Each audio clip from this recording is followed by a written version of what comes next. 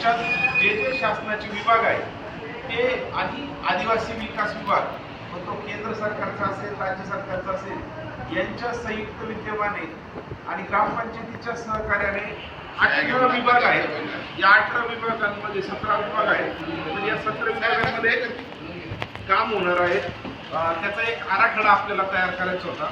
त्याच्यामध्ये कोणतं आहे की ग्रामीण विकास मंत्रालय म्हणजे जे आपली जी ग्रामपंचायत आहे ते जलशक्ती मंत्रालय जे स्वच्छता आणि पाण्यासंदर्भात काम करते, ऊर्जा मंत्रालय ज्याच्यातून आपल्याला मीटर जोडणी किंवा सौर घर जे योजना राबवल्या जाणार आहे ते, नवीकरणीय ऊर्जा म्हणजे सौर ऊर्जा, आरोग्य कुटुंब कल्याण मंत्रालय म्हणजे जे आपल्या इथे आरोग्य उपकेंद्र आहे त्यांचा विषय आहे तो, पेट्रोलियम नैसर्गिक वायू, महिला बाल विकास विभाग, शालेय शिक्षण साक्षरता विभाग, आयुष मंत्रालय, दूरसंचार विभाग, कौशल्य विकास व उद्योजकता मंत्रालय, माहिती तंत्रज्ञान मंत्रालय, कृषी आणि शेतकरी कल्याण मंत्रालय, मत्स्य व्यवसाय मंत्रालय, पशुसंवर्धन मंत्रालय, पंचायत राज मंत्रालय, पर्यटन मंत्रालय आणि जनजातीय कार्य मंत्रालय म्हणजे आदिवासी विकास मंत्रालय हे केंद्र सरकारचे 17 विभाग आहेत. आणि याच्यामध्ये काय काय कामं आपल्याला घेता येतील या संदर्भात एक आराखडा तयार करायचा होता. आणि या 2 गोष्टी आहेत. ग्रामस्तरावरती या अभियानाचे नोडल अधिकारी म्हणून माझी नियुक्ती करण्यात आली आहे पंचायत समितीवरून ग्रामपंचायत अधिकारी म्हणून. त्याच्यानंतर आपण आदी सहयोगी पण आहे आपल्या गावामध्ये. तर आपले जेवढे पण शासकीय विभाग आहेत त्या विभागाचे काम करणारे ग्राउंड लेवलवर जे कर्मचारी ते आधी सहयोगी आहेत. त्याच्यामध्ये प्रियाचंद्र चौधरी महसूल अधिकारी, आशा सहारे कृषी सहाय्यक, गणेश क्षीरसागर सर, त्याच्यानंतर अमृत चतुर्वेदी सर, आपण आधी सहयोगी आहात. वैशाली साळुंके मॅडम, अशोक सुखदेव साळुंके, उज्ज्वला परशुराम शिंदे, सोनाली संतोष जाधव, प्रतिभा राकेश वाघ आणि युवराज मानी हे पशुधन पर्यवेक्षक आहेत. हे आदी सहयोगी आहेत. त्याचबरोबर आदी कर्मयोगीचं आदी साथी म्हणजे जे आपले आदिवासी बांधव आहेत त्यांच्यासाठी या अभियानामध्ये आदी साथी म्हणून काम करणारे जे घटक आहेत तर ते आपल्या ग्रामपंचायतीची संपूर्ण बॉडी बघून सोबत.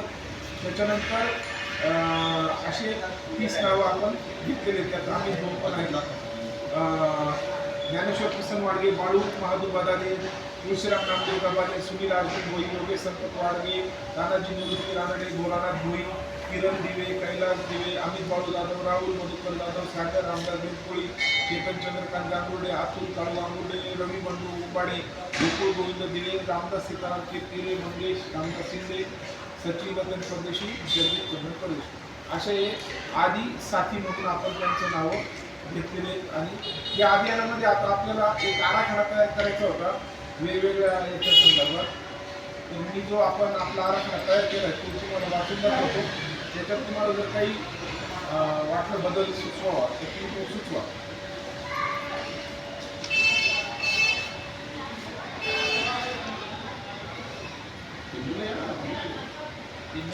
येणार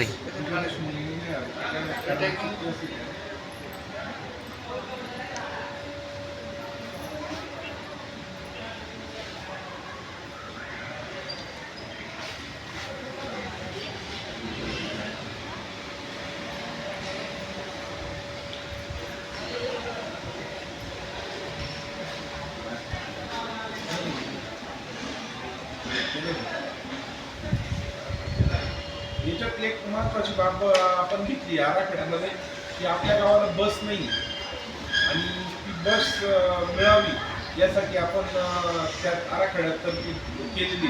म्हणजे याच्यात काय होणार आहे, काही जे विषय आहेत ना तर ते डायरेक्ट त्याला समजा पैसा लागणार असेल तर ते त्या विभागाला पैसा उपलब्ध करून देणार आहे. केंद्र सरकार त्याच्यात तरतूद करणार आहे.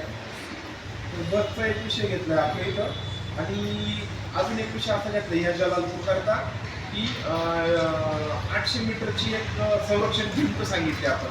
ज्यावेळेस आपला महापूर येतो आणि जमीन आपण खचली जाते तर आपलं नुकसान होतं. तर त्याच्यामुळे आळंदीच्या बाजूने आणि या बाजूने असं आपण त्याच्यात संरक्षण भिंत म्हणून टाकलं. त्याच्यानंतर आपली आंबेडकर नगरच्या ज्या शाळा आहेत तर त्या शाळेला जे रूम आहेत तर त्या 4 रूमची आपण त्यात मागणी केलेली आहे.